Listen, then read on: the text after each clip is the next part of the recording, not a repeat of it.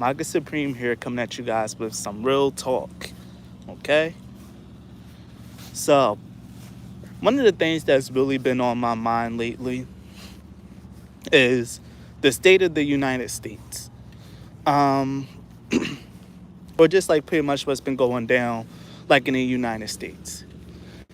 A couple years ago, I think this was around maybe, let me see, when did Trump first get elected? I think this was around maybe, I think it was 2016 because he had 4 years, which is 2020. Anyway, during Trump's first term, and I remember this very, very clearly, very clearly. During Trump's first term, I remember really realizing that that man is going to get 2 terms. Now, I didn't know if he was going to serve them consecutively or not, but I know for a fact that Trump is getting 2 terms. I know it. I felt it. And if it happens, I'm going, I'm not going to be happy that the man is back in office, but I'm going to be a little bit more confident in my intuitive abilities. But there's just a whole lot that's been going on. So first thing I want to say is, when all this happened, just know that you heard it from me first, okay? And if everything turns out the way that I predicted all those years ago, I promise I'm changing the name to my channel to Prophet Hawkins channel, and I'm changing my name to Twitter to Prophet Hawkins. Y'all gonna have to start calling me that because I predicted World War III and Trump getting 2 terms all the way back in about 2015, 2016. And everyone that I said that to thought I was fucking crazy. They was like, I gave a time frame for World War III. I said in 2024. Said this. 2024. I said this, said that day very clearly. And I remember because I was playing the game with my best friend at the time, and we was just talking about just shooting the shit. And he was talking about, because this is around the time where everyone thought that the world was going to end soon too. Yeah, I remember. It's all coming back to me now. It's a time where everyone thought the world was going to end in 2020 and things of that nature. So he asked me, he was like, so when do you think the world is going to end? And I told him that it's going to happen in 2027. He was like, oh, why so soon? And I was like, I don't know. I just feel like in 2027 everything is going to change after World War III. And it's like, World War III, when that's going to, when you think that's going to happen? I was like, 2024. Russia and China are going to join together and there's going to be an attack on the United States. Now, what we don't see happening right now is that that's already about to start happening. The fact of the matter is that the war in the Ukraine is just like it's the spring pad. The way that this stuff works is that it has to go into escalation. And it's already been proven that Britain, America, Finland, what was the other one? I think it's Sweden as well. They don't want de-escalation. They don't want peace in the Ukraine. They want to continue to propagate this war effort. And if Sweden and Finland join into NATO, the United States is going to extend their the Fifth Amendment. No, it's not Fifth Amendment. We're going to start protecting Sweden and Finland. And what that's really going to entail is us using our nuclear arsenal to be able to protect those countries once they enter into NATO and join up with the Ukraine to fight against Russia. Russia and Finland already got bad blood, and I think Sweden and Russia, they already share a border. So Putin is already going to feel very, very threatened, and he's already warning the United States to not get involved. He don't care that all the European countries are getting together. He doesn't want the United States involved because we got tension. We're the 2 nuclear powers. Now, this is what's going to happen. The United States is going to ignore Russia's warning, and we're going to extend our powers to help Sweden and Finland once they join NATO. And that's going to trigger an automatic response from Putin. It's going to start off with a cyber attack because I dreamt of it. And in this dream, and I think I have to, and I think this was a global thing. I don't think, because I couldn't find a way to make it fit into like my life and what was going on at the time. It seemed very out of place. But the dream that I had about this conflict was I was in some kind of building. It seemed like a very high-tech lab. And I was watching these people bug and hack over some other place. They were doing a lot of hacking on a computer. They were sending like little worms out on the internet. Now what happened was the place that they was hacking backtracked their hacking and backdoored them. If you know anything about like computer and code, a backdoor is like when you send a program over, but with that program there's a little hidden feature inside of it, like how China used TikTok to spy on the Americans. How, yeah, you can download that app, but there's a backdoor feature that allows them to record your data and record your facial information and things of that nature. So, in this dream, the enemy ended up hacking this building back. And then once they hacked that building, they ended up getting their location. And then next thing you know, and I was inside the building when this happened in the dream, they sent a bomb and a missile to attack that building. And I was there. I seen it blow up. I seen like the building like really come down. There was just like chaos everywhere, blood everywhere. And in a dream, like I fell off the side of the building and like I was holding on to a pole and I had to be rescued. But it was too hyper realistic for me to not really take that dream and really think of something and to really think about it. Like it was a lot. And it didn't really make sense to me the time that I had it. But now that I'm seeing how everything is working, it's starting to make a lot more sense and it's starting to come back to my mind. It's going to start off with a cyber attack. Then after that cyber attack, there's going to be another actual attack on the United States. Now, I know if you know, people end up seeing my humble little channel, I'm going to get flagged for this, but I feel like it needs to be said. I feel like I have like this little prophetic gift for a reason, so I'm going to speak it so you can hear it here first. The United States is going to be attacked within the next 2 years.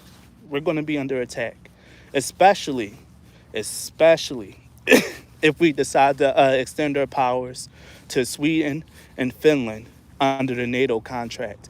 And that's exactly what's going to happen. Russia is going to retaliate and they're going to attack.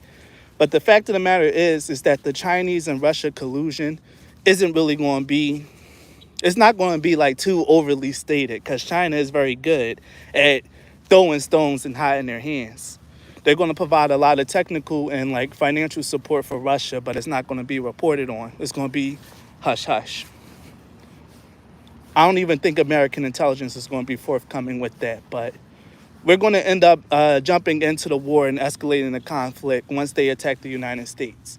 And this is going to happen during Trump's second term in either 2024 or 2025.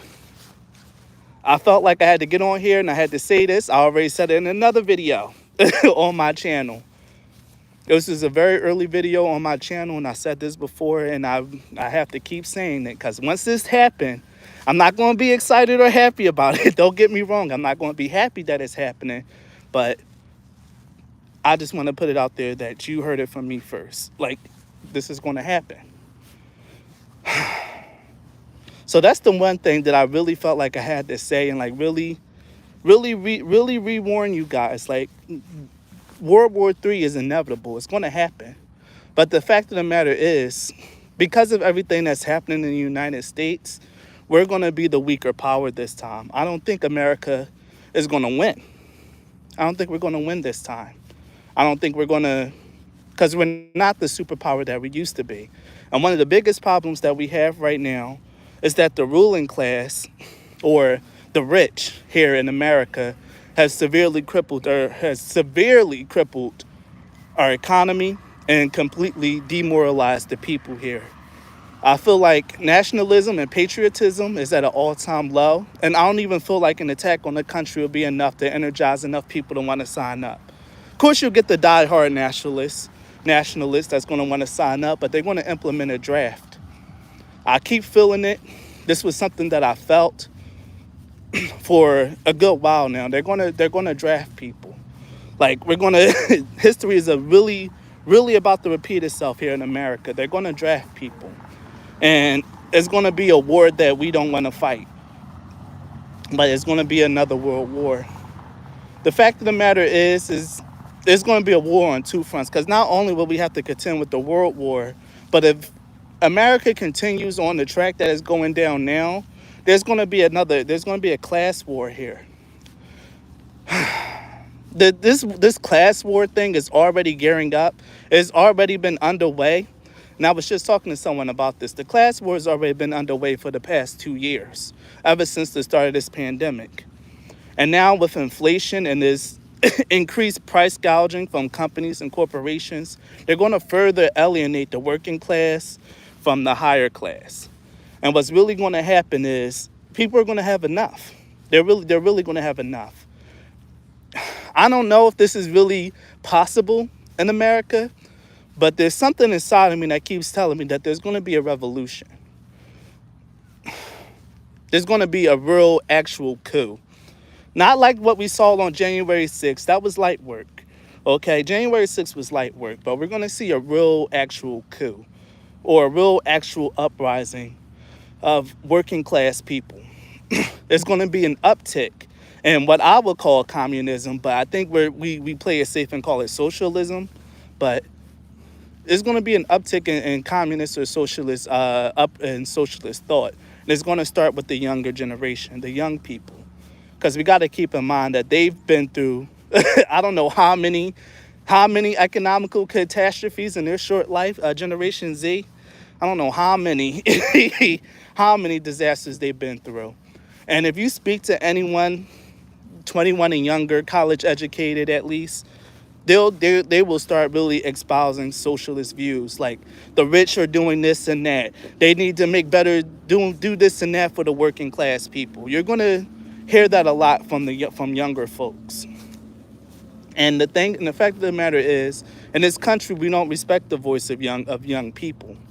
And if you don't respect their voice, they're more likely to take action. Why you think that we have so many people, the Black Lives Matter movement was done by a lot of younger people. Like, I would say like 25 and younger. When the older people got involved and started spearheading a lot of corporations and a lot of the movement, they got bought out and they sold out. But it's really the younger people that really keep the fires going, and they're going to fight. I'm telling you, young people are going to fight here in this country. We're going to have war on two fronts, not only a world war, but there's going to be a domestic war in America. What we're seeing now is the beginning of the end of the American dream and of the American system here in the United States. It's a very grim prophecy that I'm coming with you guys with, but it's already been foretold that the eagle is meant to fall. That, the fall of America is kind of like the beginning of the end. It's going to be a real destabilizing thing. And it's going to happen. And it's going to happen in our lifetime. I'm telling you guys this now. It's happening in our lifetime. That this country is really going to fall. It's going to be destabilized. And we're seeing it happen in real time. Or at least I'm watching it. And I'm like really seeing how everything is connected due to my gift. I can see the threads and how everything is like really playing out. It's not, I don't know how to say this. It's not going to end well for us here, at least in the United States. That's why my plan is to get the fuck out of the U.S. The moment I get enough funds and I'm able to, I'm leaving America ASAP with a swiftness and with a quickness. I'm getting the fuck out of here because I already got my vision, already had the dreams. I wrote this prophecy down like I don't know how many years ago. I'm getting out of here as soon as I can. Hopefully I won't be here when everything goes down in 2024. Chances are I will, but I don't know. What we're seeing now is like the beginning of like a really big and massive change here in the United States. And I would want to say globally, but I'm not too well versed in foreign affairs or like that to speak for the rest of the world. So speaking of America, at least, And a second Trump term is only going to make it worse. And the way that Biden been running this country, we're definitely going to see a second Trump. Like, we're definitely going to see a second Trump turn. If not Trump himself, it's going to be someone that's heavily endorsed and heavily influenced by his ideals. But I strongly suspect it will be Trump, the man himself, that gets that second term. Let me see. I really wanted to talk a lot about how, and this is something that really came up, that's been coming up in the news, and it really, okay, train, okay. I'm sorry, guys. I'm walking around, and like, my job is like really right next to like a train route. I think it's mostly for supplies though.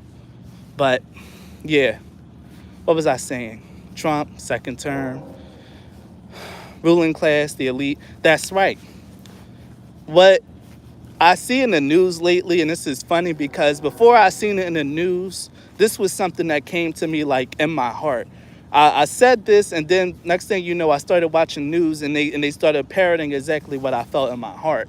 That there's going to be a return, or like the ruling class is trying to make a return back to, the ruling class and serf system. How you have the rich and the peasants. They're really honestly truly pushing that back.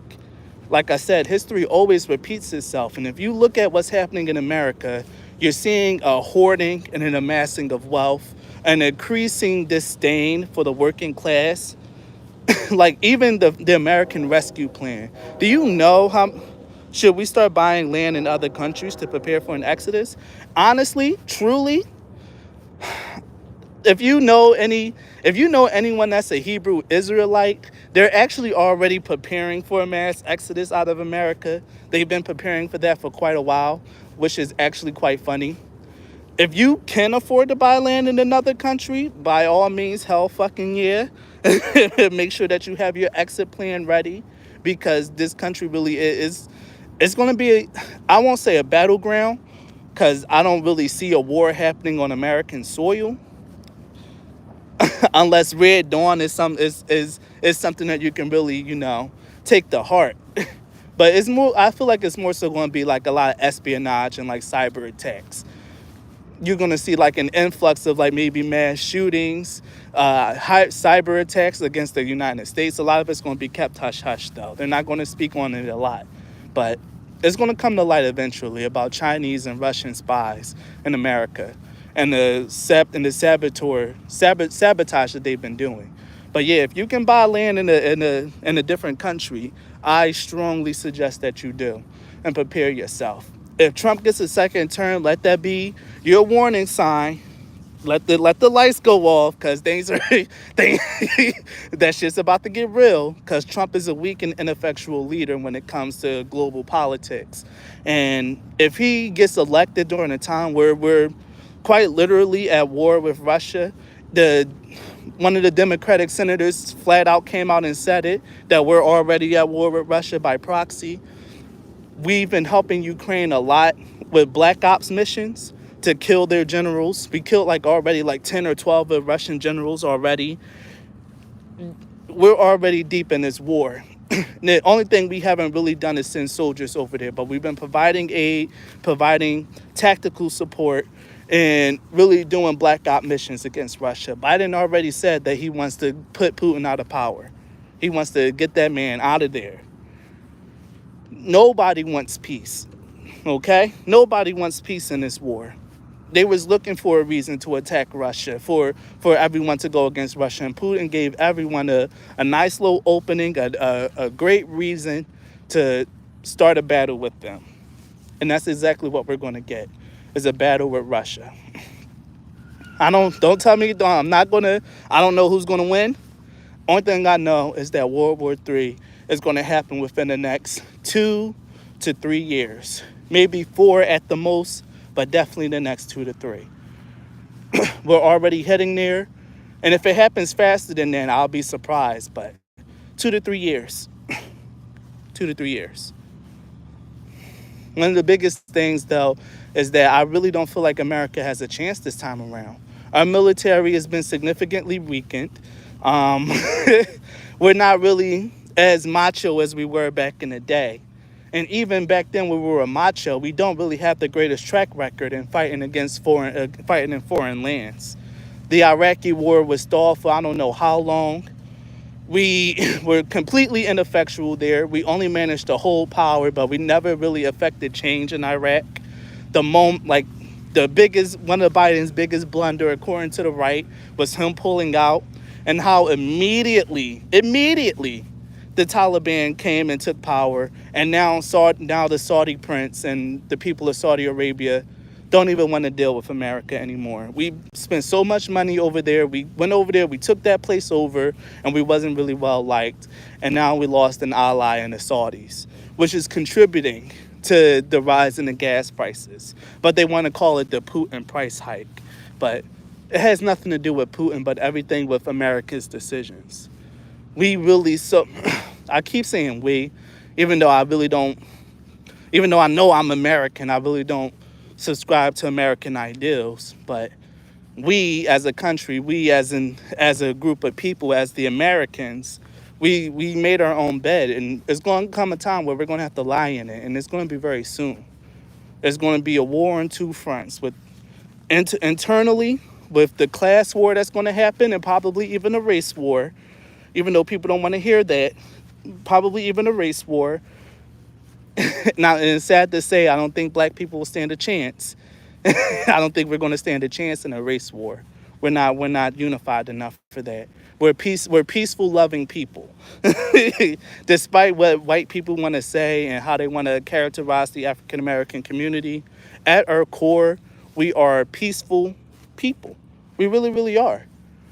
We That's why I really feel like black people or some of God's true people, because we really have a heart to love, and we really would choose peace and harmony over violence any day. If we had better circumstances, if we had a lot of wealth, if we were really like a global superpower, I firmly believe in my heart that African Americans or black people, or even like maybe just African states, if they were given a chance, they'll choose to be more benevolent and really choose to help out other people. But like I said, we don't have the heart for that anymore. It'll take a real miracle. It'll take like maybe another Malcolm X or something like that. But America would never allow that. Oh my God, they would never. That man would be killed with a quickness, or woman would be killed with a quickness.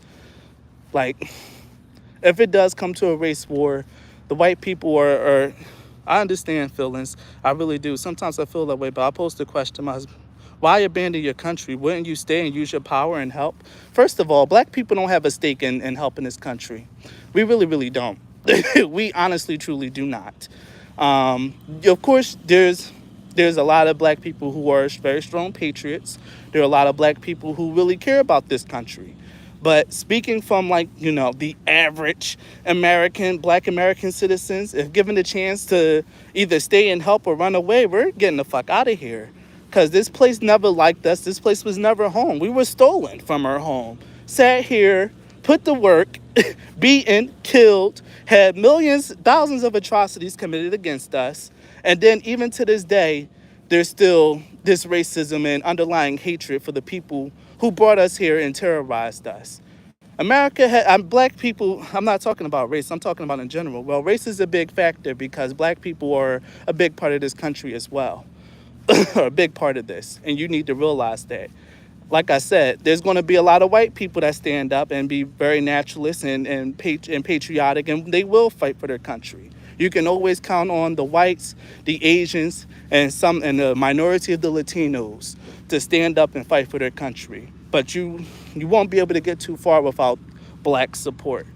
That's always been a factor in every single war and every single thing that this country has engaged in. It's a sad truth, but it's a truth nonetheless, especially if you take a look at wartime history.